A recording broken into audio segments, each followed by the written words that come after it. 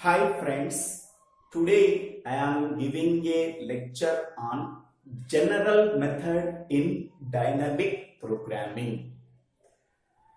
In design and analysis of algorithms, there are several algorithm design strategies are there. Among them, dynamic programming is one of the algorithm design method. The several algorithm design strategies are divide and conquer, greedy method, dynamic programming, backtracking, branch and bound. So these are several algorithm design strategies. Among them, dynamic programming is one of the algorithm design method. Dynamic programming is mainly used for solving optimization problems. Optimization problem is nothing but a problem may require either maximum result or minimum result. If the problem requires maximum result, then that problems are called as maximization problems. If the problem requires minimum result, so then the problem belongs to minimization problems.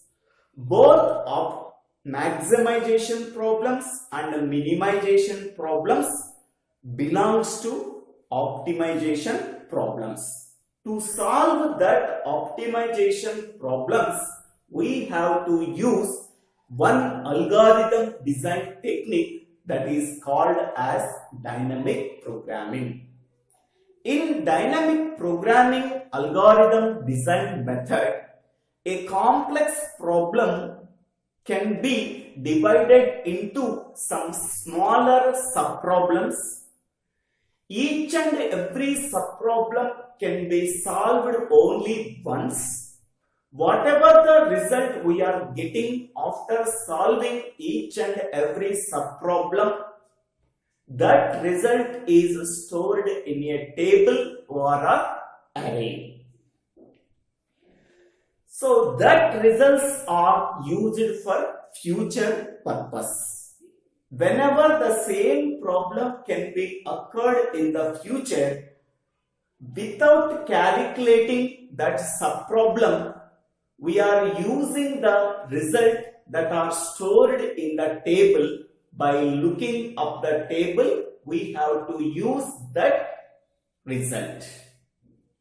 So this is the approach we have to follow in dynamic programming.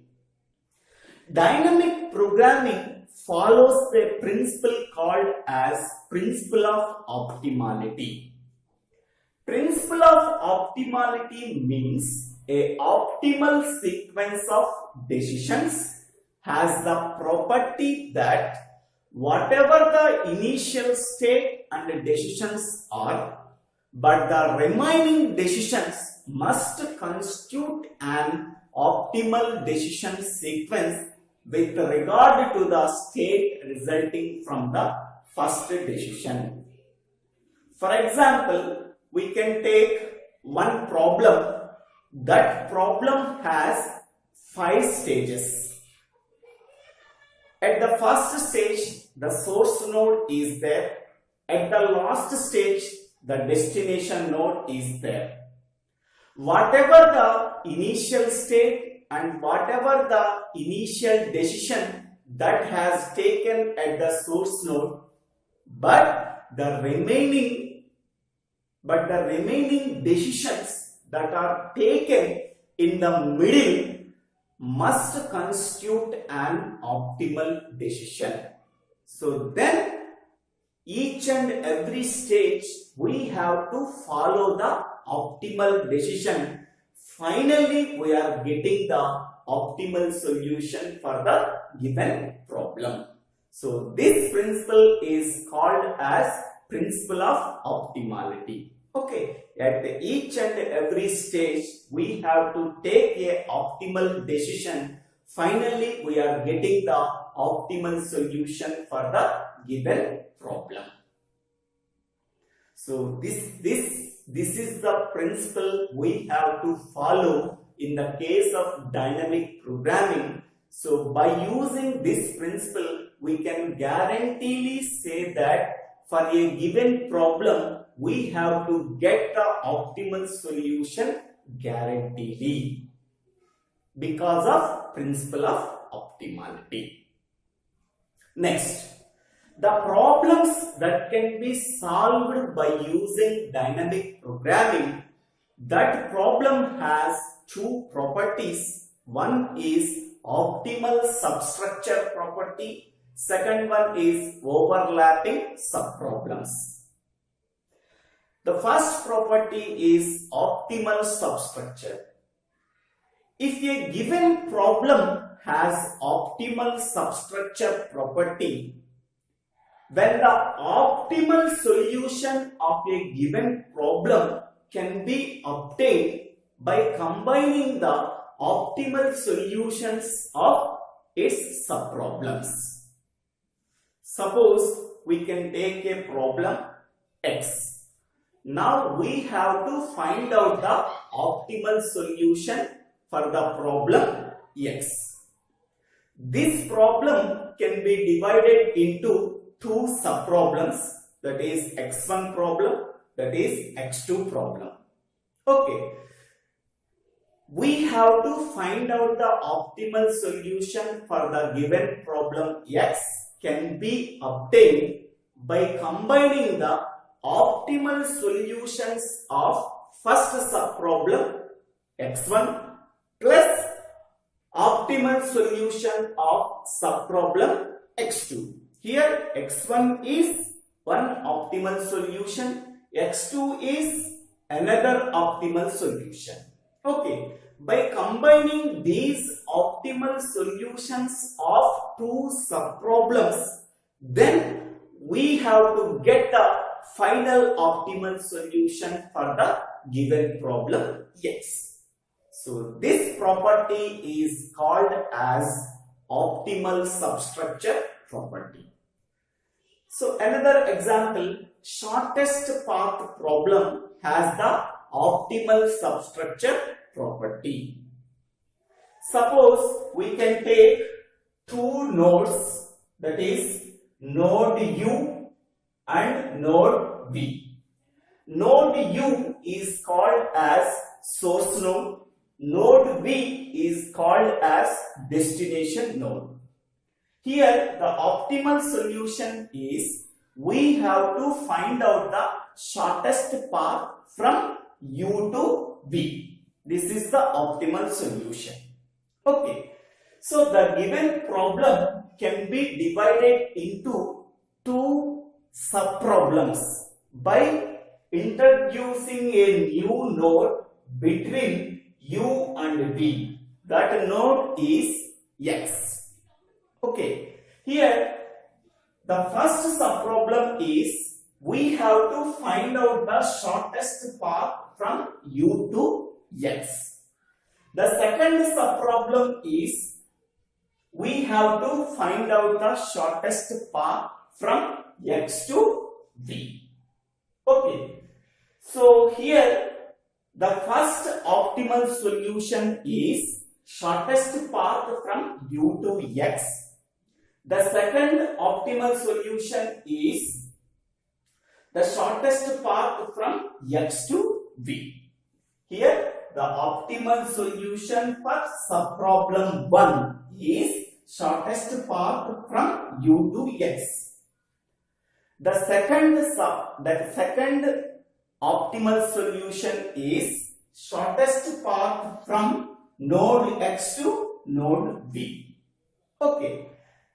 The final optimal solution for the given problem, shortest path from node U to node V, is a combination of optimal solution of first subproblem is shortest path from U to X. The second subproblem optimal solution is shortest path from X to V. By combining optimal solution of two subproblems, then we have to get the optimal solution, that is shortest path from node U to node X. So this property is called as optimal substructure property. So example is shortest path problem. The second property is overlapping subproblems. Like divide and conquer, the dynamic programming combining solutions of its subproblems. In the divide and conquer method, first we can take a given problem. The given problem can be divided into some smaller subproblems based on the mid value. So this procedure is repeated until no further division is there. So after that, we have to solve each and every subproblem. Then we have to combine the solutions of the subproblems. In the same way, in the dynamic programming, the complex problem is divided into some smaller subproblems. Then solve each and every subproblem in optimal manner. Then we have to combine the solutions of its subproblems. So this is the procedure that have to be followed in dynamic programming, like as divide and conquer method. Here in the dynamic programming, the complex problem is divided into some smaller several subproblems, several same subproblems that are occurred again and again in future. Instead of computing each and every subproblem, then we have to use the result that are stored in a table. Okay.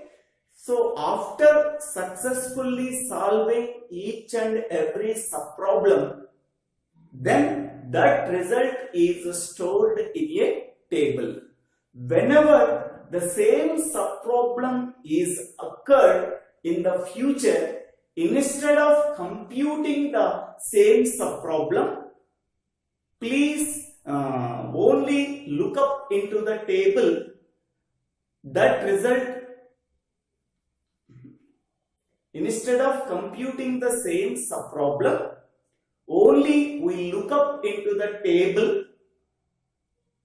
that result that can be taken from the table and use that result. Okay, so this is the technique we have to follow in dynamic programming. But in divide and conquer, this approach is not used.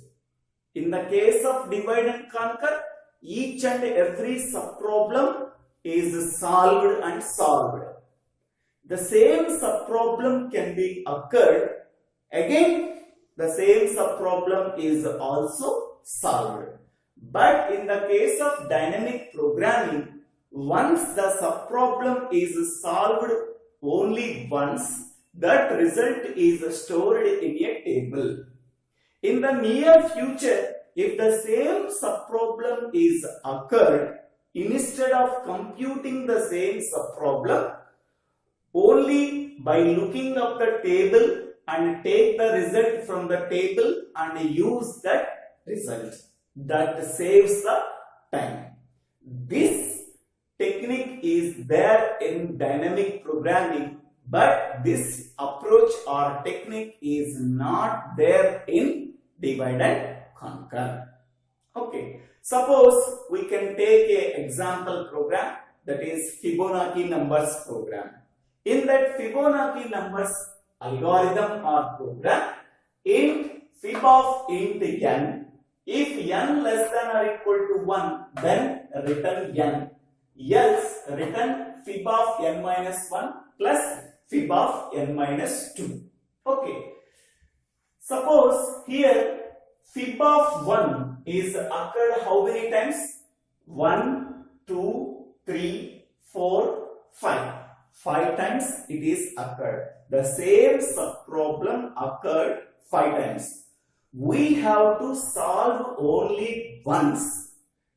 After solving the subproblem, whatever the result we are getting, that result is stored in a table. The remaining subproblems are not solved because the same subproblem is solved only once, that result is stored in a table.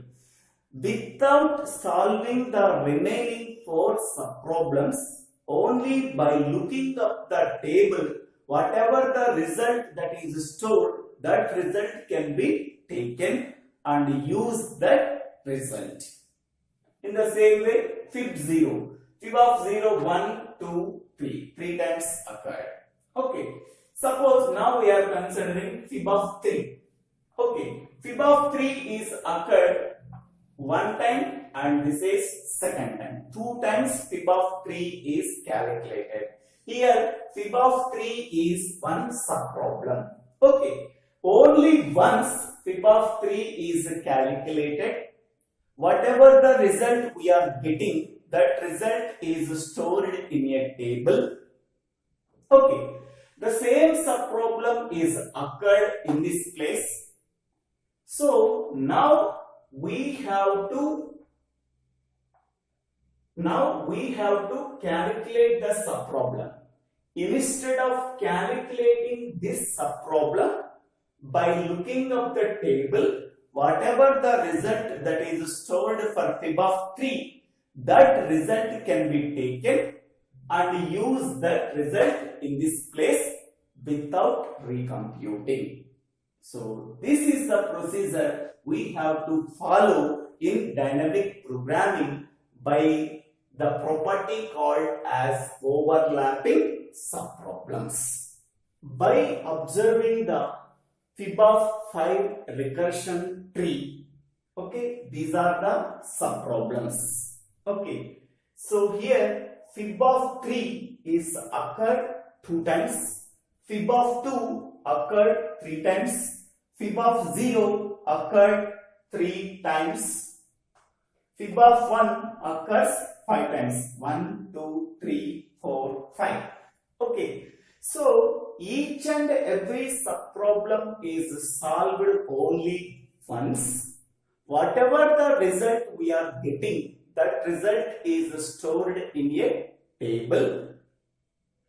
In the near future, the same subproblem is occurred. Instead of computing that subproblem, only by looking up the table, that result is used. By looking up the table and take the result that are stored in the table and use that result without recomputing that subproblem. Okay, so this is the technique we have to follow in the dynamic programming. So that property is called as overlapping subproblems. The same subproblems, that is common subproblems, are needed again and again. Instead of computing each and every subproblem, only one time the subproblem is solved. Whatever the result we are getting, that result is stored in a table. Okay, the same subproblem is occurred in the near future. Without computing that same subproblem, only by looking up the table and take the result that are stored in the table and use that result. Okay, this property is called as overlapping subproblems property. Okay, next, in dynamic programming, a complex problem is divided into some smaller subproblems. Each and every subproblem is solved only once. Then whatever the result we are getting, after solving each and every subproblem only once, that result is stored in a table. Okay. To store that result in a table, we have to use two different ways. That two different ways are, first one is tabulation method and second one is memorization method. First method is tabulation method. In tabulation method, we have to build a table in bottom-up fashion. Finally, we are returning the last entry value. Tabulation method follows the bottom-up approach method. In bottom-up approach, first fill the table with the small values and go to the larger values. Tabulation method is applied only when the algorithm has iterative nature. Okay. First, now consider the following example program, that is Fibonacci series algorithm. So, int fib of int n, if n less than or equal to 1, if it is true, then return n. Otherwise, f naught is equal to 0, f of 1 is equal to 1. For int I equal to 2, I less than or equal to n, I plus plus, f of I is equal to f of I minus 2 plus f of I minus 1. So then return f of n. Now we have to calculate n, suppose n is equal to 5. N is equal to 5. Now we have to calculate fib of 5. Okay, fib of 5. So in tabulation method, first we have to build the table in bottom up fashion. N is equal to 5. So then we have to take a function f. F contains 6 cells, because so how many times this loop is executed? How many times this loop is executed when n is equal to 5? 4 times this loop is iterated. 4, this is 2, that is total 6. Okay, so that is 0, 1, 2, 3, 4, 5. Okay, here initially f of 0 is equal to 0. Next, f of 1 is equal to 1. Next, how many times this loop is repeated? That is 4 times it is repeated. I is equal to 2, 2 less than or equal to 5. So condition true. So this the statement within the body of the for loop is executed. Now I is incremented, I equal to 3, 3 less than or equal to 5. Condition true. So the body of the loop is executed second time. Next, I is incremented, that is 4, 4 less than or equal to 5. Condition true. So the body of the loop is executed third time. Next, I is incremented, I value 5, 5 less than or equal to 5. Condition true. The body of the loop is executed fourth time. Okay, I is incremented 6 less than or equal to 5. False. So the body of the loop is executed, iterated 4 times. Okay, 4 times. Initially, there are 2 initial conditions are there, that is f of 0 equal to 0, f of 1 is equal to 1. So finally, we return the f of 5 value. Okay, so finally, we are getting the value f of 5.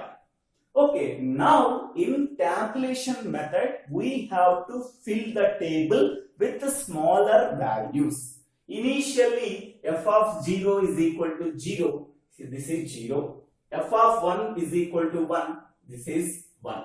Now I equal to 2. Now I is equal to 2. 2 less than or equal to 5. 2 less than or equal to 5, condition true. f of 2 is equal to f of 2 minus 2, that is f of 0 plus f of 2 minus 1, that is f of 1. Okay, f of 2 is equal to f of 2 is equal to f of 0 plus f of 1. What is f of 0? That is equal to 0 plus f of 1 value 1. So that is equal to 1. So f of 2 is equal to 1. Now I value is incremented. Now I value is equal to 3. So 3 less than or equal to 5. Condition true. Now f of 3 is equal to f of 3 minus 2. That is f of 1 plus 3 minus 1, that is f of 2. That is equal to f of 1. F of 1 value is 1 plus f of 2. F of 2 value is 1. That is equal to 2. Now f of 3 is equal to 2. Next, I is incremented. I is incremented. Now I value is equal to 4. 4 less than or equal to 5. Condition true. Now f of 4. So f of 4 is equal to f of 3, f of 2 plus f of 3. So what is f of 2 value? F of 2 value is 1 plus what is f of 3 value? F of 3 value is 2. That is 3. Now f of 4 is equal to 3. Next, I is incremented. I is incremented. Now I value is 5. So 5 less than or equal to 5. Condition true. F of 5. So f of 5 is equal to f of 5 minus 2, that is 3. F of 5 minus 1, that is 4. So that is equal to f of 3. F of 3 value is 2. F of 4. F of 4 value is 3. That is equal to 5. Now this result is stored in 5. Okay. While calculating f of 2, okay, we can take the values of f of 0 from the table. F of 0 equal to 0. F of 1 equal to 1. While calculating f of 3, we can take the values from the table. F of 1 value 1. F of 2 value is 1. 1 plus 1, that is 2. While calculating f of 4, now we can take the values by looking up the table. We can take the values from the table. F of 2 value is 1. F of 3 value is 2. So 1 plus 2 equal to 3. While calculating f of 5, okay, f of 3 plus f of 4. Okay, without recomputing the values of f of 3 and f of 4, by looking up the table, whatever the values of f of 3, that is 2, we can take. F of 4, we can take the values 3. So 2 plus 3, that is equal to 5. So finally, whatever the value we are written, that is f of 5. F of 5 is equal to 5. So finally, the value 5 is written. In the Fibonacci series, the 5th Fibonacci number, that is the 6th Fibonacci number is 5. Okay. So this is the introduction about the tabulation method. The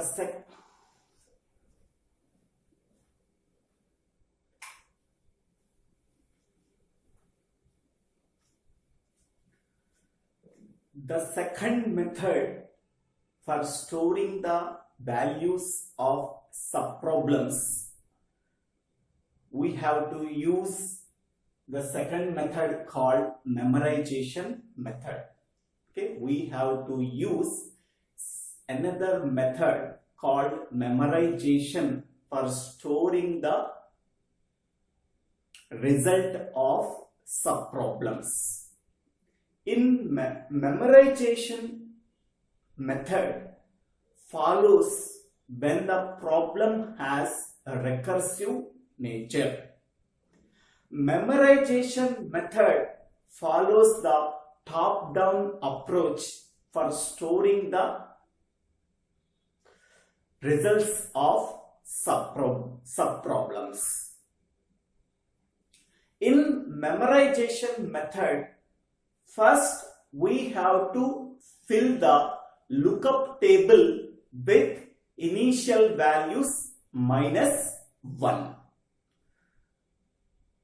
So consider this example of Fibonacci series problem. Int fib of int n. If n less than or equal to 1, then return n, else return fib of n minus 2 plus fib of n minus 1. Suppose n is equal to 5. This fib of 5 calls n plus 1 time, that is 6 times. So that is 0 to 5. So then we have to build the lookup table with 0 to 5 calls. That is total n plus 1, that is 6 calls. So all the cells in the lookup table filled with minus 1 values. Okay. Now in fib of int n, that is int 5. So that is fib of 5. If initially n value is equal to 5 less than or equal to 1. So false. Then go to the else part, return fib of n minus 2, that is 5 minus 2, that is 3. Fib of n minus 1, that is 5 minus 1, that is 4. Okay. Now we can take n value is equal to 3. So fib of 3. If 3 less than or equal to 1, that is false. Go to the else part, return minus 1, that is fib of 2. Next, fib of 1. Fib of int n, that is fib of 1. If 1 less than or equal to 1, condition true, then return n. So what is the n value? N value is equal to 1. So fib of 1, that value is 1. Fib of 1 value is 1. Next, go to this part, fib of 2. Okay. Int fib of n value 2, 2 less than or equal to 1, that is false. Go to the else part, return fib of n minus 2, that is 2 minus 2, that is 0, 2 minus 1, that is 1. Okay. So here fib of 1 is occurred second time. Instead of computing this value, again, okay, please look up the table. Whatever the value in fib of 1, so that is fib of 1 value is 1. So minus 1 is replaced with 1. So without recomputing the value of fib of 1, first look up the table. Okay, what is the value is there? Fib of 1, that is 1. So instead of recomputing the value, by looking up the table, whatever the value we are getting, that is fib of 1, that value can be taken directly. Next, go to this part, fib of 0. Here n value is equal to 0. Fib of 0. If n 0 less than or equal to 1, so that is condition true, then return n. What is the n value? 0. So fib of 0 equal to 0. So now fib of 0, here f card, then fib. Fib of 0, so minus 1 is replaced with 0. Minus 1 is replaced with 0.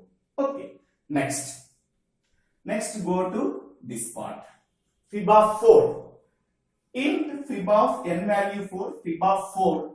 4 less than or equal to 1. False. Go to the else part. 4 minus 2, return fib of n minus 2. 4 minus 2, that is 2. 4 minus 1, that is 3. Okay. Next. Here fib of 2 is occurred second time. Here fib of 2 is occurred. So fib of 2, how we are getting fib of 2? Fib of 0 plus fib of 1. 0 plus 1, that is 1. Okay. Now this value of fib of 2 is stored. This minus 1 is replaced with 1. Okay. So second time here fib of 2 is occurred. Instead of recomputing this value, okay, by looking up the table, fib of 0 is 0, fib of 1 is 1, 0 plus 1, that is 1. Okay. Next. Here fib of 2 is occurred. Fib of 0 value is 0, fib of 1 value 1, 0 plus 1, that is 1. Here fib of 1 value is there, that is 1, 1 plus 1, that is 2, fib of 2. Here fib of 3 is occurred. Here fib of 3 is occurred, that is fib of 1 plus fib of 2, that is 2. Instead of recomputing this value, by looking up the table, here fib of 3 value is 2. Here fib of 3 is minus 1 is replaced with 2. So then directly we can take 2. Here without recomputing fib of 3, directly we look up the table and take the value 2. Okay. Next one. Fib of 4. How we are getting fib of 4? Fib of 4 is equal to fib of 2 plus fib of 3. What is fib of 2 value? 1. Fib of 3 value is 2. 1 plus 2, that is 3. Okay. Now fib of 4 value is minus 1. Now minus 1 is replaced with 3. Next. What is the final fib of 5? Fib of 5 is equal to fib of 3 plus fib of 4. So that is 2 plus 3, that is 5. Now fib of 5 is equal to 5. Minus 1 is replaced with 5. So in this way we have to fill the lookup table with the subproblems. With the subproblems are solved only once. Whatever the result we are getting after solving each and every subproblem only once, that result is stored in the lookup table. So the same subproblem is occurred again without recomputing that subproblem. By looking up the table, whatever the result is there, that result can be taken directly and use that value. So by using this memorization method, we have to save our time whenever the problem has recursive nature of execution. Okay. So now only fib of 1 is calculated only one time. It is not calculated. It is not calculated. It is not calculated. It is not calculated. Only fib of 0 is calculated only once. This is 1. It is not calculated. It is not calculated. Only fib of 2 is calculated only one time. Okay. So it is not calculated. Only this time it is calculated. Only fib of 3 is calculated only one time. It is not calculated. Only it is calculated one time. Okay. Total how many recursive calls are there? So that is 1, 2, 3, 4, 5, 6. So that is 6 recursive calls. N plus 1. So that is 5 plus 1. That is 6 recursive calls are there. Okay. Only 6 recursive calls. Total how many recursive calls are there? 1, 2, 3, 4, 5, 6, 7, 8, 9, 10, 11, 12, 13, 14, 15. So total 15 recursive calls are there. By using this memorization technique, 15 recursive calls can be reduced to 6 recursive calls. So this is first recursive call, second, third, fourth, fifth and sixth. 6 recursive calls. So by using this memorization technique, we have to reduce the time complexity of the given problem. Okay. So this is the introduction about the dynamic programming of dynamic programming general method. In this general method, we have discussed only two properties. One is overlapping subproblems and second one is optimal substructure. Next, dynamic programming follows a principle called principle of optimality. Next one, dynamic programming uses two different ways to store the result of subproblems. So that is, one is a tabulation method and second one is memorization method. The main difference between tabulation and memorization method, so tabulation follows a bottom-up approach, memorization follows top-down approach. Tabulation method used only when the given problem has iterative nature, but bottom-up approach but memorization uses only if the problem has a recursive nature.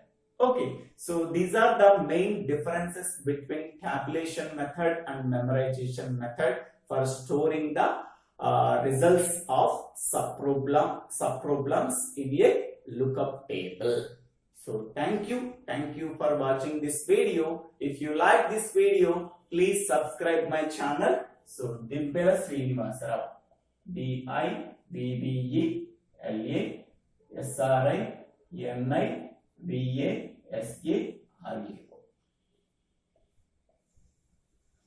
So finally, fib of 5 is fine. So thank you.